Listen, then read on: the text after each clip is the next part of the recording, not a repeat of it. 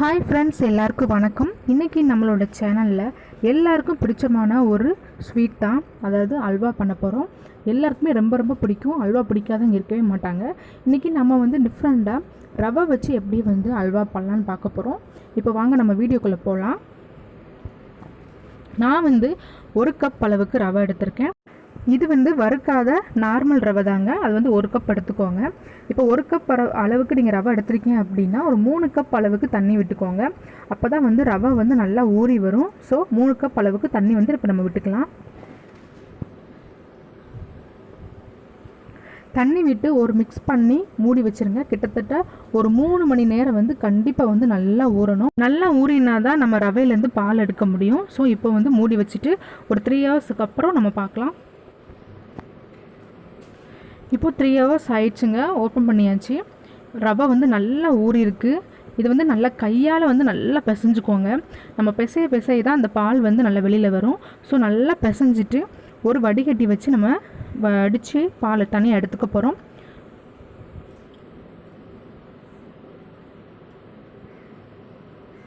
வடிகட்டி அப்படி இல்லைன்னா வெள்ளை துணி வச்சு நல்லா பிழிஞ்சு எடுத்துருங்க. வடிகட்டி எடுத்துருங்க.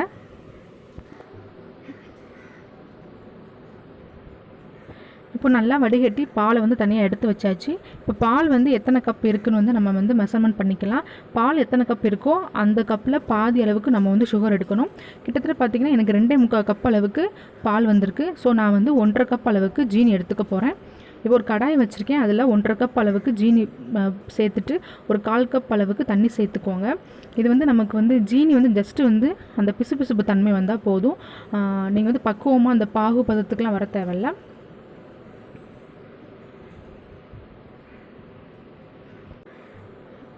இப்போ அந்த நல்லா பிசுபிசுப்பு தன்மையாக வந்துடுச்சு. இந்த டைமில் நம்ம எடுத்து வச்சுருக்கிற பாலை விட்டுக்கலாம். பாலை இந்த மாதிரி கொஞ்சம் கலந்து விட்டுக்கோங்க. ஏன்னா அடியில் படிஞ்சிருக்கும். ஸோ நல்லா இந்த மாதிரி மிக்ஸ் பண்ணிவிட்டு நம்ம சுகர் சிரப்பில் நம்ம ஊற்றிக்கலாம்.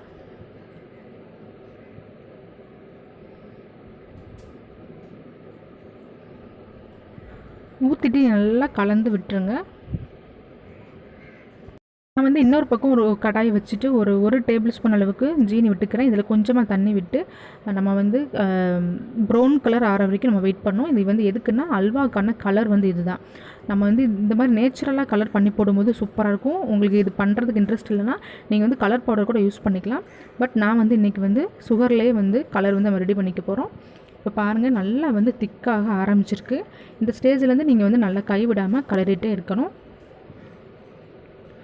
நீங்கள் அல்வா பண்ணுறீங்க அப்படின்னா கண்டிப்பாக நான்ஸ்டிக்கில் பண்ணுங்கள். அதுதான் நல்லா ஒட்டாமல் அடி பிடிக்காமல் நல்லா பெர்ஃபெக்டாக வரும். இப்போ நமக்கு அல்வாக்கான கலர் ரெடி ஆயிடுச்சு. இப்போ நம்ம இதை சேர்த்துக்கலாம்.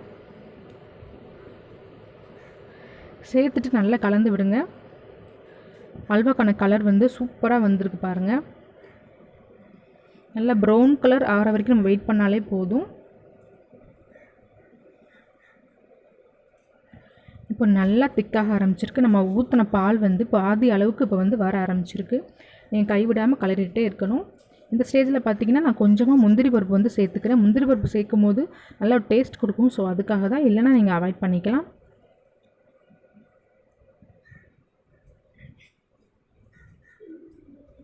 நீங்கள் கைவிடாமல் கலரதாங்க. அது நல்லா ஒட்டாமல் அடிப்பிடிக்காமல் சூப்பராக வரும் நம்மளோட அல்வா. நான் இந்த ஸ்டேஜிலேருந்து நம்ம நெய் விட ஆரம்பிச்சிக்கலாம். ஒரு 1/4 கப் அளவுக்கு நெய் யூஸ் பண்ணிக்கோங்க. ஏன்னா நம்ம இந்த அல்வாவுக்கு அதிகமாக நெய் தேவைப்படாது. ஸோ கொஞ்சம் கொஞ்சமாக நெய் விட்டு நல்லா கலந்துக்கோங்க. மொத்தமாக 1/4 கப் நெய்யும் யூஸ் பண்ணிடாதீங்க. ஒவ்வொரு ஸ்பூனாக விட்டு விட்டு நீங்கள் யூஸ் பண்ணிக்கோங்க. உங்கள்கிட்ட நெய் இல்லை அப்படின்னா நீங்கள் வனஸ்பதி யூஸ் பண்ணிக்கலாம், பிரச்சனை இல்லை. ஆனால் நீங்கள் எண்ணெய் யூஸ் பண்ணாதீங்க. கண்டிப்பாக வனஸ்பதி அப்படிலாம் நெய், இது ரெண்டில் ஏதாவது ஒன்று யூஸ் பண்ணிக்கோங்க. அப்போ தான் நல்லா அந்த அல்வா டேஸ்ட் கொடுக்கும். ஸோ அதுக்காக தான்.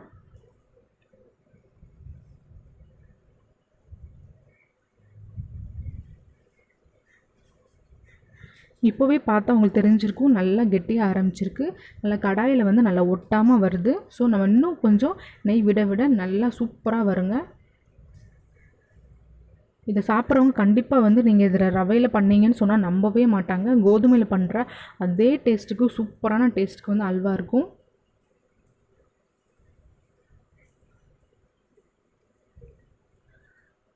நம்ம சின்ன கப்புக்கு தான் ரவை எடுத்திருக்கோம். இப்போ பாருங்கள் அல்வா வந்து நமக்கு ஒரு கிட்டத்தட்ட ஒரு 150 இல்லை 200 கிராம் அளவுக்கு அல்வா வந்திருக்கு பாருங்கள்.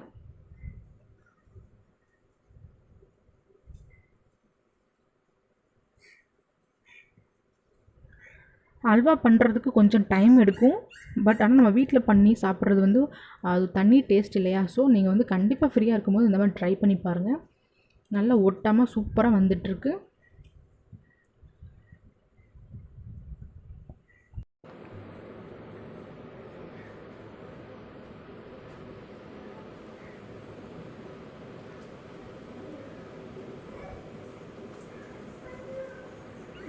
இப்போ வந்து அல்வா வந்து நல்ல ஒரு பதத்துக்கு வந்துருச்சு. உங்களுக்கு பார்க்கும்போதே தெரியும் நம்ம கடாயில் வந்து சுத்தமாக ஒட்டவே இல்லை.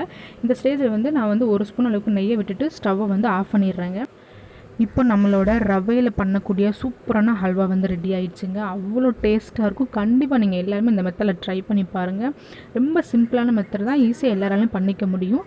பண்ணி பார்த்துட்டு எப்படி இருக்குன்னு சொல்லுங்கள். தேங்க்யூ.